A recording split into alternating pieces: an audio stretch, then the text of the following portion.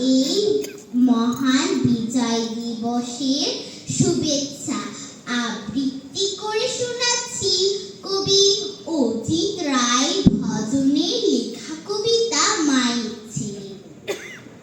যুদ্ধে যাব বিজয় পাবো এমনই করে পণ, স্বাধীন দেশে গর্ভে হেসে কেটে যাবে ক্ষণ।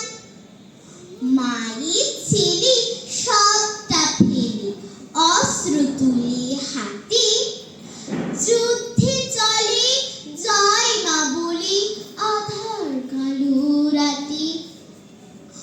9 মাস শেষে সূর্য হেসে আলোক দিয়ে কয়, বাংলাদেশের বীরের বেশে আসলো প্রিয় জয়। যুদ্ধ গেল বিজয় এলো, মায়ের ছেলে কই? দু চোখ বুঝে ছেলে খুঁজে অশ্রু ঝরে ওই ধন্যবাদ।